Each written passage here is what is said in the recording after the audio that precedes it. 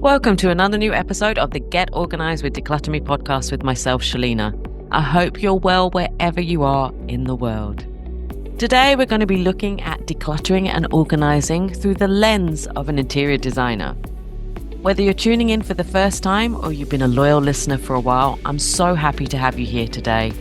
Your support means the world to me, and I say this every week, but I truly mean it. I love sharing my passion for decluttering and organising with you each week. It's such a joy, and I feel so lucky to do what I love. If you're enjoying the podcast, I'd be so grateful if you could help spread the word, whether it's by following, subscribing, leaving a review, or sharing this episode with your friends. Your feedback makes all the difference and helps me bring you helpful content every week. Once again, I have a dodgy voice. My throat still hasn't cleared up, but it's better than last time, so hopefully you'll be able to hear me properly this time. So we're going to talk today about decluttering and focusing, but on an interior design kind of tip.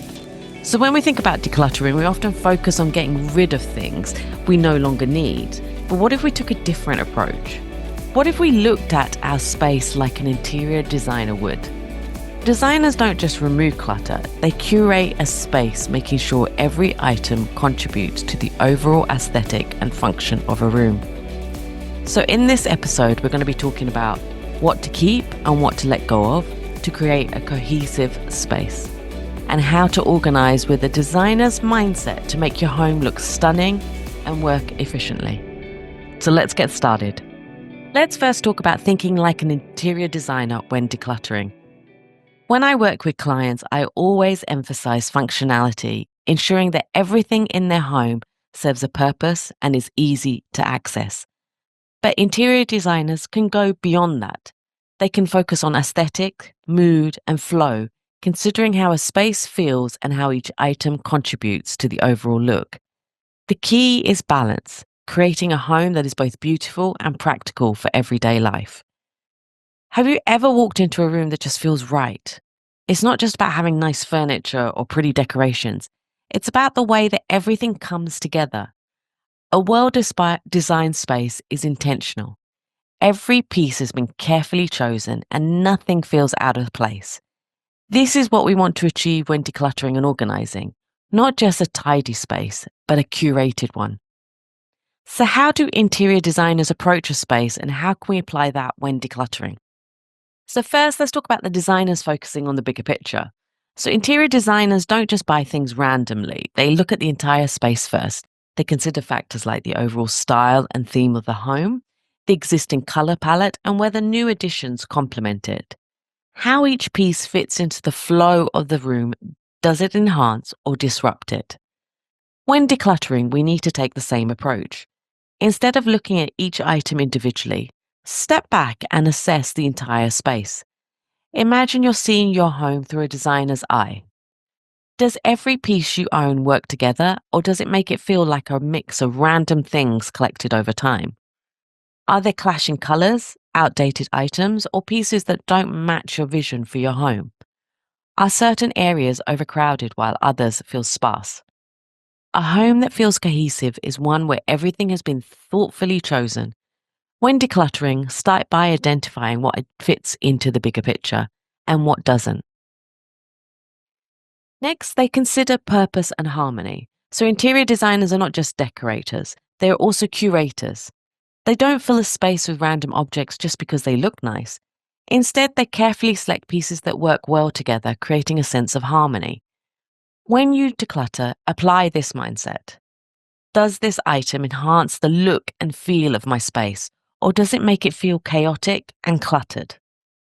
Does it fit into my current style and lifestyle? Maybe you loved bright, bold patterns a few years ago, but now you prefer a neutral, calming aesthetic. It's okay to let go of things that no longer reflect your taste. Is this piece competing for attention? Sometimes a space looks cluttered, not because there's too much stuff, but because there are too many statement pieces fighting for attention. If you have multiple items that stand out, consider keeping just one and letting it shine. Harmony doesn't mean your home has to look like a show home. It just means that everything should feel intentional. Next, they also work with negative space. And I talked about negative space in the last episode. And I do think it's a very important thing to think about. It's one of the biggest differences between a well designed home and a cluttered one with space. Negative space refers to the empty areas in a room, the gaps between furniture, the bare walls, the clear surfaces. Designers understand that a room needs breathing room to feel comfortable and inviting. Without it, a space can feel overwhelming, even if it's technically organized. Clutter disrupts this balance. If every shelf is filled, every corner packed, and every wall covered, the space starts to feel heavy and chaotic. To bring in more negative space, embrace simplicity. You don't have to fill every surface just because it's there. A coffee table with one well chosen decorative item will often look better than one cluttered with candles and books and trinkets. Edit your decor. Instead of displaying everything you own, choose a few key pieces that make a statement and rotate them seasonally if you like variety. Create zones of emptiness. So designers often leave some areas of a room intentionally empty to create a sense of balance. A clear wall, an uncluttered tablecloth or tabletop even, or an open floor space can make your room feel more spacious. If your home feels crowded, it's time to let go of excess. The goal isn't to strip everything away, but to create a space where every item has room to breathe. Number 2 is what to keep and what to let go of for a cohesive space. Now, we've talked about thinking like an interior designer, but let's get into that practical side. What stays and what goes? So, creating a cohesive space means ensuring that everything in your home works together in harmony. When you walk into a well designed home, there's a sense of balance and intentionality. Every item has a role, whether functional, aesthetic, or sentimental. But many of us accumulate things over time without thinking about how they fit into the bigger picture. We hold on to outdated trends, impulse buys, and sentimental clutter that no longer serve us. So let's break it down into what to keep and what to let go of to create a home that feels polished, stylish, and truly yours. So, what to keep? Let's start first with the timeless quality pieces. Quality over quantity is key. A well made piece of furniture or decor that complements your space is worth keeping. These are the pieces that stand the test of time, whether it's a beautifully crafted wooden table, a classic armchair, or an elegant light fixture. Ask yourself, is this piece well made and durable?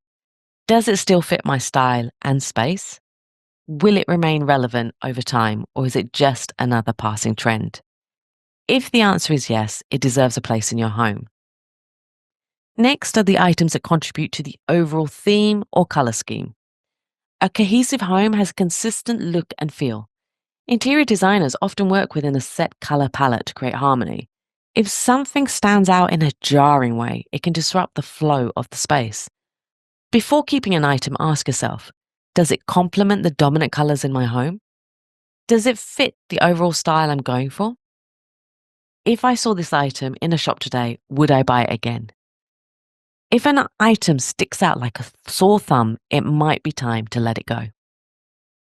Next, let's talk about functional decor. A well-designed space isn't just beautiful, it's practical. And I'm always up for the practical. It needs to be practical. When choosing what to keep, prioritize decorative items that also serve a function. So good examples include a beautiful lamp that provides good lighting, a stylish storage basket that keeps clutter hidden, a decorative mirror that adds light and makes the room feel bigger. Functional decor is a win-win. It enhances the look of your space while also being useful. Next, let's talk about sentimental items that truly bring you joy. We all have sentimental items, but not everything needs to be kept forever. The key is to keep the pieces that genuinely bring joy and fit into your home, rather than stashing away everything away in boxes. So ask yourself, does this item make me happy every time I see it? Am I displaying it proudly, or is it hidden away in storage? Could I repurpose or incorporate it into my decor instead of letting it sit in a drawer? If something is meaningful but doesn't fit in your home, consider taking a photo of it before letting it go, repurposing it, i.e., turning it into the old fabric into a cushion cover, or donating or giving it to someone who would appreciate it more. Next, let's talk about what to let go of. So, That could be the trendy pieces that don't suit your long-term style. Trends come and go, but your home should reflect your personality, not just the latest fads. If you bought something just because it was trendy, but now it feels out of place, it's okay to let it go. Think fast furniture that hasn't held up well, super trendy decor, neon signs, abstract vases, or colors that no longer fit your style, cheap, mass produced accessories that don't add value. Also, think about getting rid of those items that disrupt the flow of your space. So, a well designed house feels balanced and easy to navigate. If you have items that are too big, too bulky, or placed awkwardly, they can make your space feel really cramped. Look out for the oversized furniture that makes your room feel small, mismatched pieces that clash instead of complement each other, cluttered surfaces that disrupt visual balance. Also, think about the duplicate or excess decor. You don't need 10 throw pillows on your sofa or 3 vases on the same shelf. Less is often more. So check for too many decorative objects in one area. Multiple versions of the same item, like candles, picture frames, figurines. Overcrowded surfaces that feel chaotic rather than stylish. A curated space looks intentional, not cluttered. Next, you have to think about getting rid of anything that doesn't match your current lifestyle.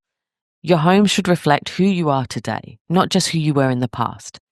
So you can let go of those hobby-related items you no longer use, those old craft supplies, fitness equipment, which are gathering dust, clothes or accessories from a past phase that don't fit your current style, items that don't support your day-to-day life, e.g. a bulky dining table when you mainly eat on the sofa. Now that we've decluttered and refined what stays in our space, it's time to take it a step further and to start organizing with a designer's mindset. Organizing isn't just about putting things away neatly, it's about creating a space that feels intentional, balanced, and visually appealing.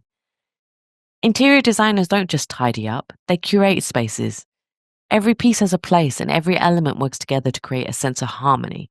This is what makes a room feel cohesive rather than just clean.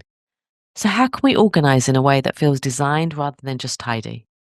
Let's explore the deeper strategies to elevate your space. First, let's define your zones for purpose and functionality. So, interior designers often divide spaces into zones, ensuring that every area has a clear purpose. This prevents rooms from feeling cluttered or confused. In an open living space, create separate areas for lounge, dining, and working by using rugs, furniture placement, or shelving. In a bedroom, define areas for sleeping, dressing, and relaxing rather than letting everything blend into one. In a kitchen, establish stations like a coffee station, a prep area, and a cooking zone so that everything is placed according to function. Now, I've talked about this in the kitchens before. I love having kitchen zones, and you can listen to my past episodes on them. I'll include them in the show notes as well for you. Next, we're going to talk about making storage invisible yet accessible. So, one of the biggest mistakes people make when organizing is relying too much on visible storage. Stacks of boxes, open shelving filled with mismatched containers, cluttered surfaces, and which make a space feel chaotic, even if everything is technically organized. Instead, think like a designer. So, built-in storage solutions like cabinets with sleek doors keep clutter hidden. Multifunctional furniture, ottomans with hidden storage, beds with drawers, or side tables with compartments keep necessary items accessible but out of sight. Drawer organizers and dividers help keep smaller items structured without adding visual clutter. Next, then, you want to think about layering textures for depth and warmth. Organization isn't just about structure, it's about making you feel your space. Texture plays a huge role in making a home feel inviting and well styled. So you can use woven baskets instead of plastic bins to add warmth. Incorporate wood, glass, metal, and fabric to create variety. Layer soft elements like throws, cushions, and rugs to balance out harder surfaces. Next, let's talk about creating intentional display areas. Designers know that not everything needs to be displayed, but that pieces that are visible should be curated and not cluttered. Use a statement shelf rather than covering every surface with the decor. Make small arrangement of items that tell a story. For example, a stack of books, a framed photo, and a candle. Use the negative space. And as I said before, not every shelf or not every space needs to be full.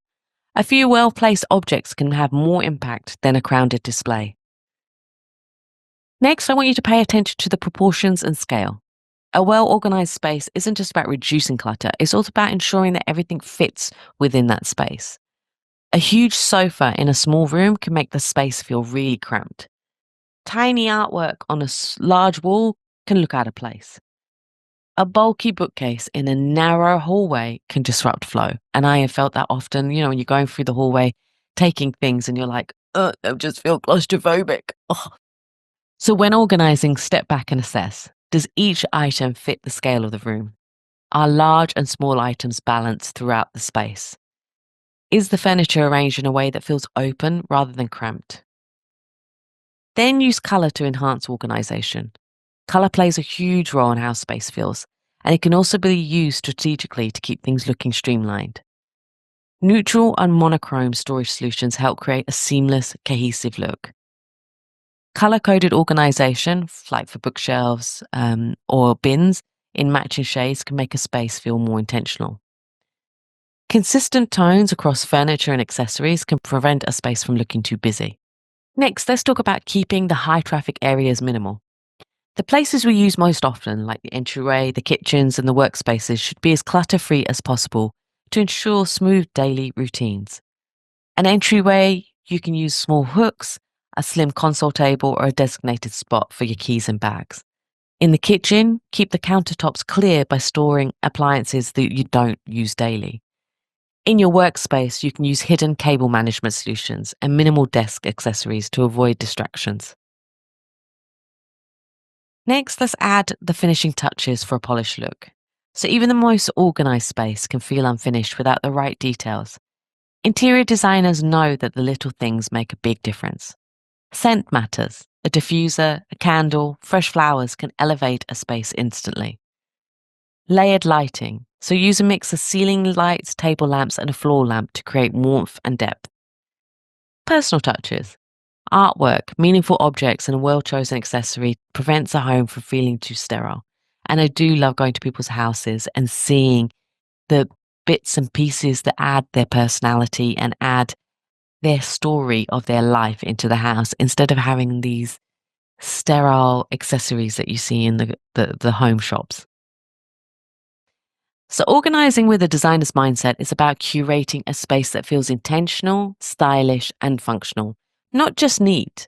So as you go through your home, ask yourself, does this arrangement make my space feel open and inviting? Is everything stored in a way that makes space for daily life? Does my home reflect my personal style, or is it just tidy?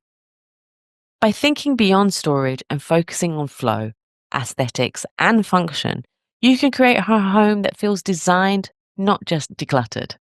I'd love to hear from you. What's one organizing trick you've learned that makes you feel your space is just that extra level?